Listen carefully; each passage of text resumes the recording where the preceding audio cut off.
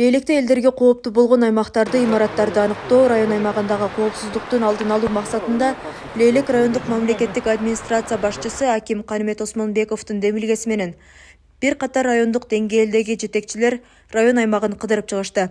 Бул рейд Кыргыз Республикасынын Ички иштер министрлигинин номер 391-тескемесин жетекчиликке алып, кооптуу аймактарды аныктап тиешелүү органдарга жөнөтүү, анын аткарылуусун жергиликтүү бийлик көзөмөлдөөнүн негизинде аткарылды. Ага Лейлек райондук ички иштер башкармалыгынын башчысы, Разаков шаарынын мэри, Лейлек райондук электр тармактар ишканасынын башчысы, райондук жол тейлөө ишканасынын башчысы, Лейлек райондук ички иштер башкармалыгы боюнча жол кыймылынын коопсуздук бөлүмчөсүнүн башчысы катышты.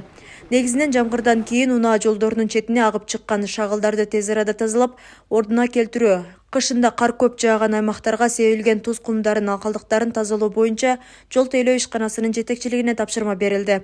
Айылдарды аралап өткөн жана кооптуу деген аймактарга орнотулган жол четиндеги кечки иштебей калган жарыктандыруулар боюнча Лейлек райондук электр тармактар ишканасынын жетекчисине жана айыл өкмөт башчыларына тапшырмалар берилип, мөөнөттөрү көрсөтүлдү. Эскириге жеткен жол белгилерин алмаштыруу жана кошумча дагы зарыл болгон аймактарга жол белгилерин орнотуу боюнча жол тейлөө ишканасынын жетекчилигине тапшырмалар берилди. Белгилей кетсек, рейдтик иш-чара Разаков шаарында, Лейлек, Катыраң, Тогуз булак айыл аймактарында жүрдү. Бирдеге күнү жана турган бирдеге коюп коюш керек да.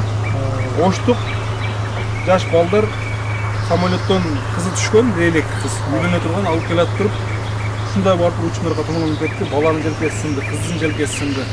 Мына келчи. Себеп биринчи эме да бул, Лейлекке киргенде биринчи чукуу.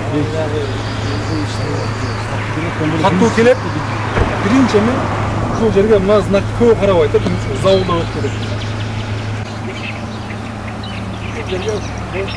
Кечки жарыктандыруулар, жол коопсуздугун жараткан жарыктандыруулар кандай шартта иштеп жатат?